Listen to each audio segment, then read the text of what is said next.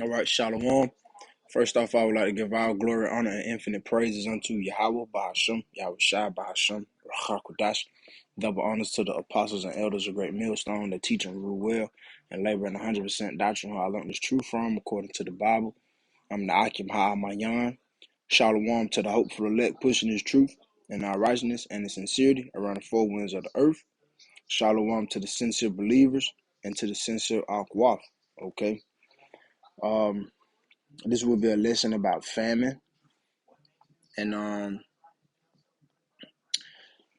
one thing about um these so-called leaders that's in America or in your local area, wherever you may be in America or wherever in the world, a famine is something they don't like to talk about. Famine is in the Bible, and we're going to get it in the etymology, okay? And it reads famine.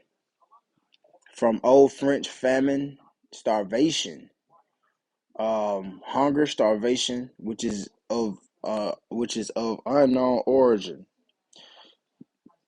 It says an acute insufficiency. Synonyms: shortage, dearth. It says a severe shortage of food as through crop failure, resulting in violent hunger and starvation and death. Okay, let's pull out this video and play this video and bring out some scriptures. This stuff's gonna kill me, but I won't let it. And I try to give them hell, but they don't get it. So I tell myself when I sleep at night, don't lose sight, baby, don't lose sight. The price of beef is up 20% from this time last year. Ground sirloin is more than $5 a pound. Why? Well, from the cost of packaging to the cost of growing feed, every part of the supply chain is more expensive. But President Biden also blames industry consolidation. We end up with an industry like the meat processing industry, where 4 big companies dominate the markets. Those big 4? Tyson, Cargill, JBS, and National Beef, who together control roughly 85% of all beef production in America and saw their profits triple during the pandemic. Why isn't the market correcting itself in this case? So when there's no competition in a market, you're not going to get some of those dynamics that allow prices to ease. And consumers have little choice in the matter. When we walk into the grocery store, you see dozens of different brand names for meat. But the reality is about 4 companies own all of those different brands. And that doesn't give the consumer the ability to vote with their dollar. Of course, the pandemic raised prices in many industries. But in the meat industry, those effects were exacerbated by the lack of competition up and down the supply chain. The takeaway message should be clear. A concentrated food supply chain is a vulnerable food supply chain. Executives say the industry, hit hard by COVID and inflation, couldn't keep up with Americans consuming more meat during the pandemic. The present divide between live cattle and boxed beef prices is not the result of a consolidated industry, lack of competition, or the cash markets. The concentration of ownership within the meat processing industry is virtually unchanged over the past 30 years. And meat processors argue their size keeps meat affordable. When you have large players who can operate at scale, it means we can help keep prices lower for consumers. Industry consolidation alone is concerning enough, but there is ample evidence that these companies have engaged in illegal practices to hike prices. In October, JBS... He said it's ample, meaning it's enough evidence, man. And we're dealing with hyperinflation right now, okay? Everything is on the rise, from food, houses, cars. They're putting crazy interest rates on crazy tax and crazy rates on whatever needs to be sold or has to be sold, man. And all of this is a part of the that what YAHAWAH has created. Okay, the Lord is visiting this place, man. And what you fail to realize, you so-called Negroes, Latinos, and Native American Indians, it's not going to get any better. Okay, who is going to be better for in a sense, it's the hopeful elect. But we have to go through Jacob's trouble and everything else like everybody else. Lord willing, not be a part of that number. Saying that humbly. Lord willing. Okay? But nevertheless, I'm going to play this video and bring out some scriptures. To pay over $110 million to settle price-fixing allegations, and Tyson, which agreed to a $221 million price-fixing settlement, faces lawsuits from several major food sellers. But the Big Four maintain there is no collusion. Meanwhile, cattle ranchers like Scott Stone are getting only 39 cents for every dollar shoppers spend on beef, compared to 60 cents 50 years ago. Both the livestock producer and the consumer in the store are getting what we call the short end of the stick. Now, the White House says it will put $1 billion toward building regional slaughterhouses, work with Congress to make the meat industry more competitive, and get all of us a fairer price. Capitalism without competition isn't capitalism, it's exploitation. Jake Ward, NBC News, San Francisco. Thanks for watching. Okay, let's grab some scriptures. Let's get 2nd Esdras. 2nd Esdras, chapter 15. And it reads verse 5. It said, Behold, said the Lord, I will bring plagues upon the world, the sword, famine, death, and destruction. So famine is coming, man. Famine. Okay, there will be a famine in this place, America. Okay? There will be a famine over here. Again. The Lord will bring it upon the world, not just America, man. It's gonna be all over. Okay. Let's get 2nd Ezra 16. And it says, verse 17, woe is me, meaning destruction, destruction. Who will deliver me in those days? And for us, man, Lord willing, we'll be a part of that number. YAHAWAH going to deliver us and guide us through those days, because we've been coming back, hearkening to the best of our ability, serving the Lord in our sincerity and righteousness and in truth, man. How the Lord's supposed to be worshipped. Okay? Haven't been faint-hearted, haven't been weak, haven't been lazy in His truth, haven't been doubting and giving up on the Lord. No matter how difficult the adversities and the trials have been, we have maintained our integrity by showing the Lord YAHAWAH we need Him, and we appreciate what He done for us, blessing us with His truth when He didn't have to do it, man, but He did it. Okay, so that's what's going to deliver us through famine. Okay, through the verse 18 gonna tell you, it say the beginning of sorrows and great mournings, the beginning of famine, okay, and great death, because people will starve, man. Okay, people will starve, man. Okay, do you understand what your body will do for not having no food, man? Okay, it will be a famine. The beginning of wars, and the power shall stand in fear. The beginning of evils, what shall I do when these evils shall come? Behold, famine and plague, tribulation and anguish are sent as scourges for amendment. But for all these things they should not turn from their wickedness, nor be always mindful of the scourges. Okay. Verse 21. Behold, victuals shall be so good, cheap upon earth, they shall think themselves to be in good case. Right now, even though hyperinflation is on the rise, people still think themselves to be in good case. And even then shall evils grow upon earth, sword, famine, and great confusion. For many of them that dwell upon earth shall perish of famine, and the other that escape the hunger shall the sword destroy. Okay? Hey, man. Whoo. The Lord is not playing with this place. Let's get a couple scriptures out of here. Let's go up. It said, Amos 8 and 11, Behold, the days come, said the Lord power Yahweh, that I will send a famine in the land, not a famine of bread, nor a thirst for water, but of hearing the words of the Lord Yahweh Shema Shai. See, it's going to come that the Lord going to send a famine of not hearing these words. You ain't going to be able to hear this truth. You ain't going to be able to find them brothers, because a prudent man foreseeth the evil. Okay? It's like if I'm saying that wrong, but we're going to be hid in that day, man. So it's going to be a famine of hearing the word. You're not going to be able to know You're not going to be able to see your teachers. Like now, you see your teachers now. So take advantage of it. Okay? Take advantage of it. Get your lazy ass out of your feelings, man, and come back and serve you. How about Shemal Shah? Okay? And for us, man, we got to stay diligent and continue to endure. Continue to endure, man. Okay? A famine is going to hit this place, man.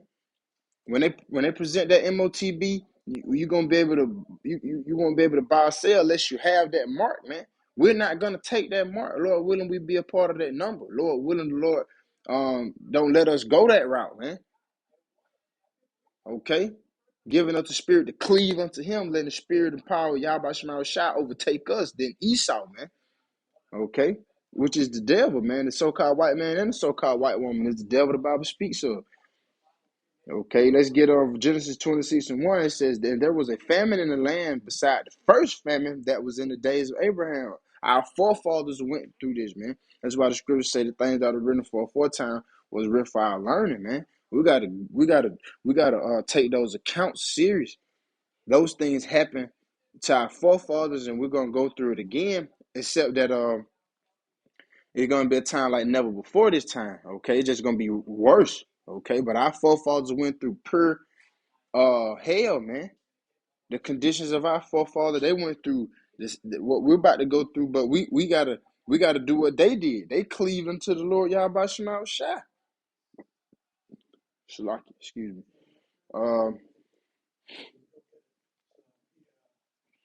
Genesis 12:10, and there was a famine in the land, and Abram went down into Egypt to sojourn there, for the famine was grievous in the land.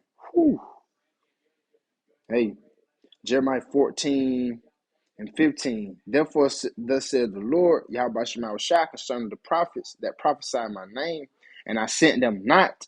Yet they say, sword and famine shall not be in this land. By sword and famine shall those prophets be consumed.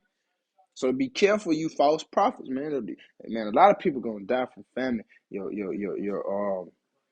child, your child gonna man, you'll be eating your child, man. You'll be eating your child. Okay. Genesis 47:13, and there was no bread in all the land, for the famine was very sore, so that the land of Egypt and all the land of Canaan fainted by reason of the famine. Whew.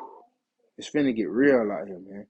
Ezekiel 5:16, and when I shall send upon them the evil arrows of famine, which shall be for their destruction, and which I shall send to destroy you, I will increase the famine upon you and break your staff of bread. The Lord is going to make this thing very intense, man. He's going to break the knob with this fierce anger that Yahweh Shema Shai has, man. Okay? Ezekiel 7:15. The sword is without, and the pestilence and the famine within. He that is in the field shall die with the sword. The modern day sword is the gun, any killing instrument. Okay, it's the sword. And he that is in the city, famine and pestilence shall devour him. Lack of bread, food, water, and diseases, man. And you got all these different variants and all types of different ones that's going to come. Like the Lord said, is diseases that ain't even written in his book. Roughly paraphrasing. And Deuteronomy 28. Jeremiah 15:2. It said, and it shall come to pass, meaning it shall happen, if they say unto thee, whither shall we go forth? Then thou shalt tell them, thus saith the Lord, Yahweh Shema Shai, such as for death to death, and such as are for the sword to the sword, and such as are for the famine to the famine, and such as for the captivity to the captivity, man. Okay? Whew. Hey, man.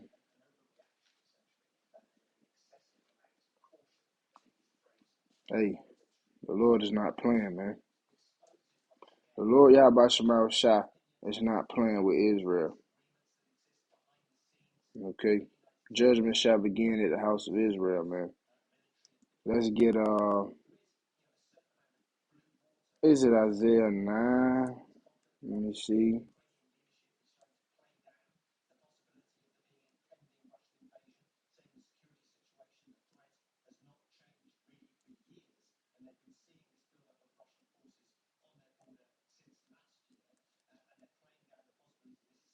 Oh yeah, it is Isaiah 9. Okay. Um,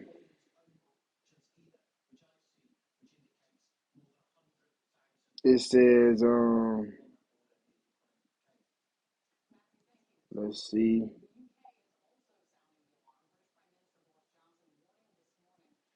Let's get verse 17, verse 9 and 17. It reads, the point is in 20, but I'm going to read 17. It say, therefore the Lord shall have no joy in their young men, neither shall have mercy on their fatherless and widows, for everyone is a hypocrite and an evildoer, and every mouth speaketh folly. For all this his anger is not turned away, but his hand is stretched out still. Hey man, you better seek y'all by Shemal Shai while y'all can, man. Okay? Seek them while you can. Don't play. Because when this thing hit, man, even us as teachers, and I'm just a newborn babe. I only been in this thing like a year or two, man. Okay, but at the end of the day, it's serious. It's deadly serious. Because we're gonna have to live these scriptures that we're teaching, man, and exhorting one another with, man, edifying, building up the newcomers and the sheep. This is not no game, man. This is not nothing to play with. This is not your video game. This is not your TikTok. No, this is nothing like that. This is the Heavenly Father and His only begotten Son bringing wrath to this place, man. So Ezra said, what shall I do when these evils shall come, man? Who will deliver me in those days?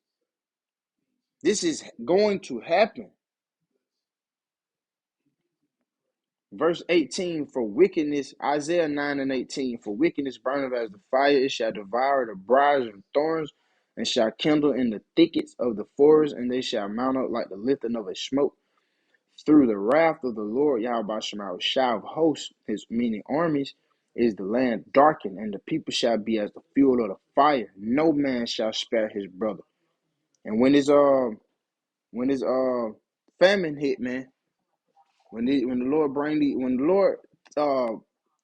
Lord maximize these plagues, man, on the highest altitude, on the highest magnitude, okay, on the highest level, ever. When the Lord crank this thing up and turn it all the way up, man, you gonna know that prophet have been among you. Verse 19, verse 20.